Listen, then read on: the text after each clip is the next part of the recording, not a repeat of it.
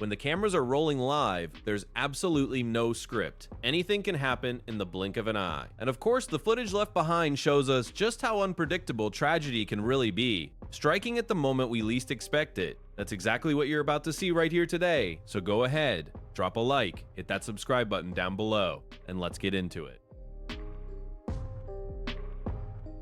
In January of 2023, a Yeti Airlines flight crashed in Pokhara, Nepal, killing 72 people. What made this case even more haunting was a live video recorded by Indian passengers just minutes before the tragedy. They were excited, showing off the mountain views and joking around inside the plane. Nobody noticed anything was wrong. Then, suddenly, the video captures a loud noise. The plane shakes and the screen fills with fire. There was no emergency announcement and no sign of panic before the crash. Among the victims were 4 friends from Ghazipur, India, who had been planning to visit temples and go paragliding. One of them, Sonu Jaiswal, appears smiling in the video, clearly thrilled about the trip. The crash was the deadliest aviation disaster in Nepal in decades. The rescue was incredibly difficult because of the terrain and the ongoing fire. The video went viral almost instantly, letting the world witness in real time exactly what had happened. And it showed us how sometimes the most devastating tragedies can be captured on camera with no warning whatsoever.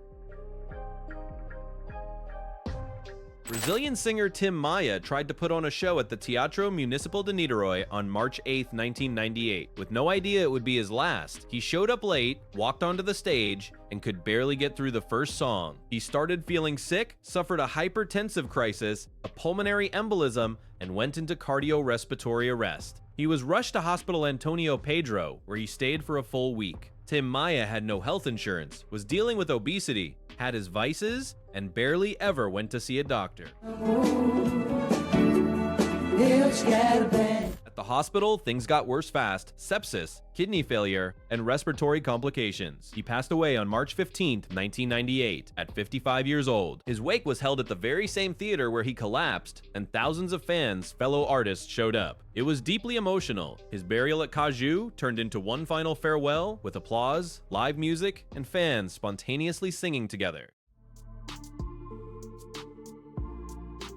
During a Yankees game in New York, back in September of 2017, a 2-year-old girl was struck in the head by a foul ball off Todd Frazier's bat, traveling at 105 miles per hour. She was sitting near the third base dugout, in an area with no protective netting. The ball hit the child directly in the face, and she was rushed to the hospital with a fractured skull and internal bleeding. The game stopped. Players were visibly shaken, and everyone in the stadium was in shock. The little girl spent days in the ICU, but according to her father, her recovery was nothing short of a miracle. Today, she lives a normal life, though she still requires regular medical checkups. The case made national headlines across the United States, and the following year, Major League Baseball required all stadiums to extend their protective netting. Even so, her father believes it still isn't enough, and he advocates for netting all the way to the ends of the dugouts. He says that after everything that happened, he's never watched a game the same way again, and that for a long time, he won't take his kids to the stadium unless they're sitting safely behind the nets.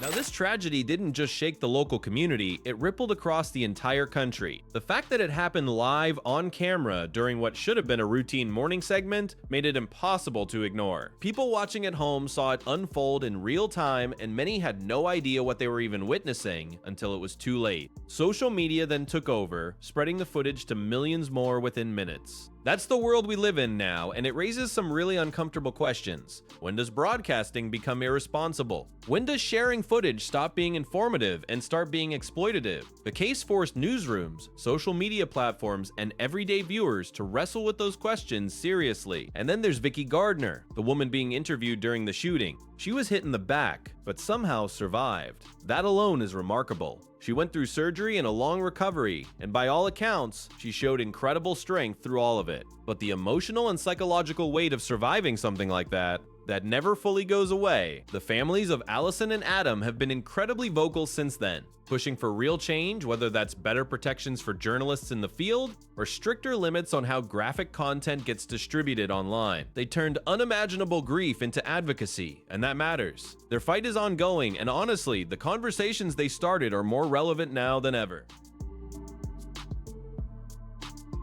Some Sometimes television can take a small incident and turn it into something way more dramatic, broadcasting someone's personal moment to millions of people around the world. That's exactly what happened to James Martin Jr., Major General of the United States Air Force, during a press briefing at the Pentagon on February 10, 2016. He was explaining details of the military budget, including the F-35 fighter jet program, when he started showing signs of weakness. Within just a few seconds, he leaned on the podium and ended up fainting right in front of the cameras. The whole thing was broadcast live and spread incredibly fast. People standing nearby rushed over to help, bringing the briefing to an immediate stop. The general was taken to another room and then transported to a hospital, just as a precaution. By the following day, he had already been released and was doing just fine.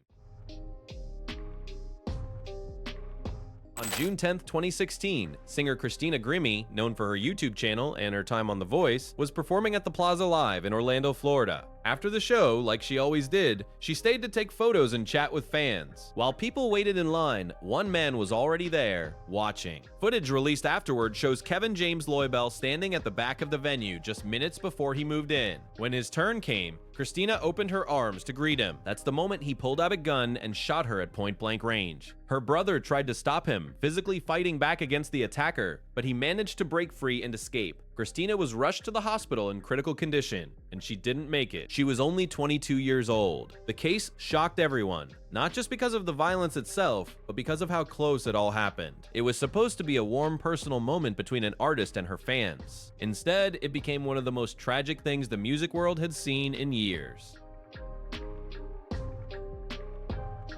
Sports presenter Laura Woods was live on ITV covering a match between England and Ghana at St. Mary's Stadium. She was doing her usual thing, analyzing the game, when suddenly she lost her balance. Right there on live television, in front of the cameras, Laura just fell sideways. Colleagues who were nearby, including former player Ian Wright, rushed over to catch her and stop her from getting hurt any worse. The broadcast was cut immediately. When the show came back, another presenter took over and let viewers know that Laura had fallen ill, but was being taken care of. The moment spread across social media incredibly fast. A lot of people were seriously worried because it all happened with absolutely no warning, right in the middle of a live broadcast. A little while later, updates came in that put people's minds at ease. Thankfully, she was conscious and receiving medical attention. Laura herself later explained that it was most likely a viral infection, nothing too serious, something temporary, but it genuinely scared everyone who witnessed it, including Laura herself.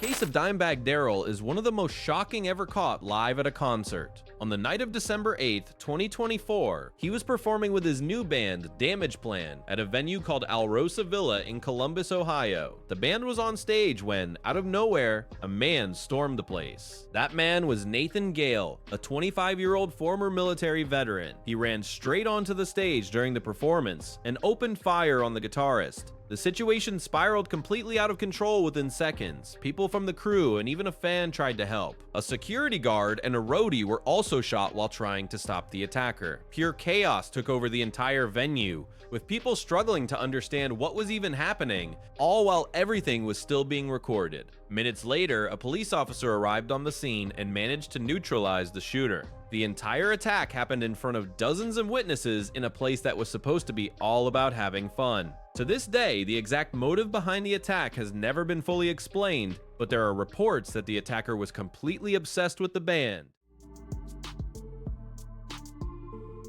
During a solemn ceremony in Washington, something completely unexpected happened. The moment was a tribute to Justice Sandra Day O'Connor, the first woman ever to serve on the United States Supreme Court. She had passed away in early December of 2023 at the age of 93, and her lying-in state was taking place in the Great Hall, inside the courthouse itself. The service was proceeding in silence, with honor guards positioned on either side of the flag-draped casket. But then, suddenly, one of the officers started losing her balance. She tried to stay on her feet, with a colleague right beside her attempting to help. It just wasn't enough. The moment created real tension. People nearby rushed over to help, while another guard quickly stepped in to take her place, keeping the ceremony's formality intact. The broadcast continued, but the atmosphere had completely shifted. Nobody expected to see something like that during such a symbolic moment. To this day, it was never officially disclosed exactly what caused the episode, but it became yet another example of how, when things are live, any situation can spiral completely out of control, even in the most formal settings imaginable.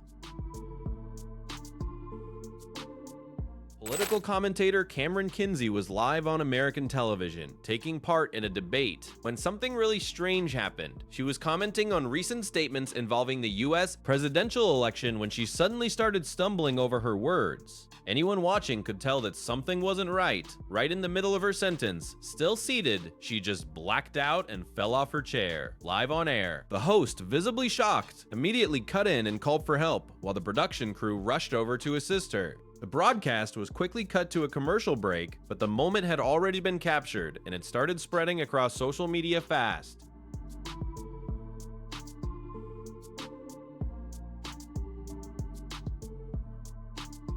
The next day, Kinsey took to social media to reassure everyone. She said it was just a scare, thanked the medical team, and confirmed she was doing fine, just needing rest and hydration. During a live Halloween broadcast, Wendy Williams was on air hosting her talk show just like any other day. She was dressed up for the occasion, introducing a costume contest, when she suddenly started acting really strange. For a few seconds, the audience thought it was part of the act. I mean, the show always had over-the-top moments and jokes, so it seemed like it could be a bit, but it wasn't. Wendy became visibly disoriented, tried to keep talking, and then just collapsed. The broadcast cut to commercial really fast, leaving everyone watching completely confused and with no idea what had just happened. It was several tense minutes before the show came back on the air.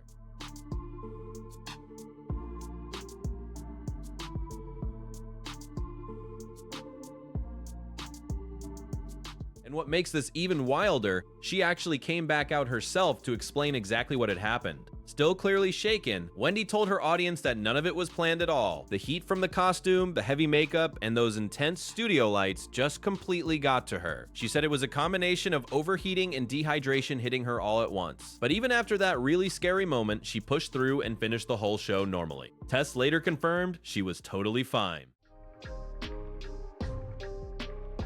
In March of 2026, during a Donald Trump rally in Hebron, Kentucky, there was a tense moment that caught everyone off guard. While he was speaking to supporters, a woman who was standing right behind him suddenly felt unwell and collapsed in the middle of the crowd. The cameras kept rolling. Trump noticed what was happening and stopped his speech mid-sentence. He called for medical help and even told his team to stay calm and take their time. For about 7 minutes, the rally came to a complete halt. The focus shifted away from politics entirely and toward genuine concern for the woman's well-being. Emergency crews came in, provided care, and safely helped her out of the area. Shortly after, she appeared to be doing better, and the tension in the room started to ease. The crowd responded with applause, and Trump resumed the event, mixing what seemed like genuine relief with his usual lighthearted jokes and casual commentary. It was one of those unexpected moments that reminded everyone in that arena that no matter what side you're on politically, some things just take priority over everything else. On July 5th, 2019, anchors Juan Fernandez and Sarah Donche were live on KCL's Evening News in Los Angeles. When things started going wrong, at first it was just a subtle rumble in the studio. They even mentioned it on air, trying to figure out if it was a minor tremor or just some isolated shake. But within seconds, the situation changed completely. The lights started swinging, equipment was rattling, and the entire set seemed to be moving. It was a magnitude 7.1 earthquake with its epicenter near Ridgecrest, California. And all of this was happening while millions of people were watching live at home. Nobody in that studio had any idea just how intense it was about to get, and the cameras caught every single second of it in real time.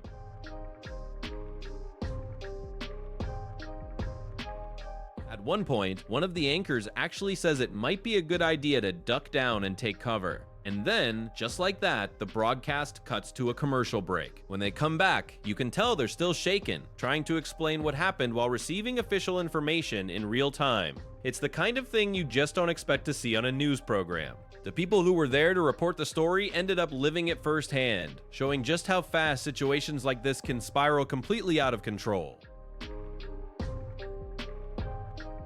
December 31st, 2019, singer Juliano Cesar was up on stage in Uniflor in northern Paraná, doing what he had done for over 3 decades. He was performing for the crowd when he suddenly started feeling very unwell. He tried to steady himself on the microphone stand, like someone still trying to hold it together, but he couldn't. He collapsed right there on stage. The show fell into silence and the audience was gripped with concern. His crew rushed over to help. First aid was given right there on the stage while the audience watched, not quite understanding what was happening. He was then taken to an urgent care facility where they tried to revive him for over an hour, but they couldn't.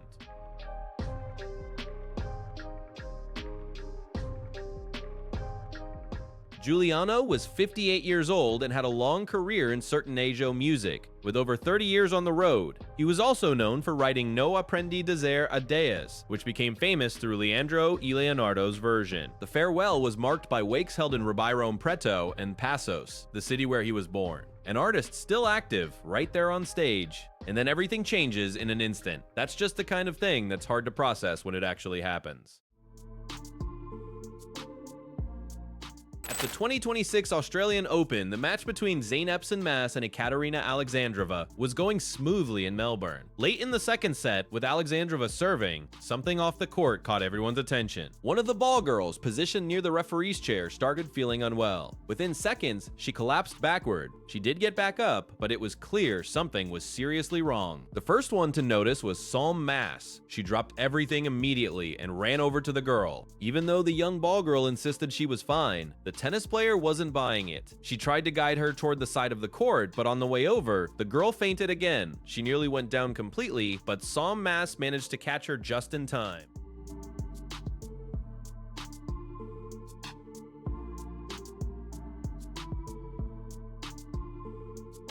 The whole thing was broadcast live. The match stopped for about 6 minutes while the medical team rushed in. The girl was treated right there on the spot, in the shade, and then helped off with assistance. According to the organization, she was cleared and went home. After the match, Sam Mas summed it up perfectly. Doing the right thing and helping her mattered way more than any result on the court. And in an event this fiercely competitive, it was exactly that moment of kindness that people will remember. Don't forget to subscribe so you don't miss more videos just like this one.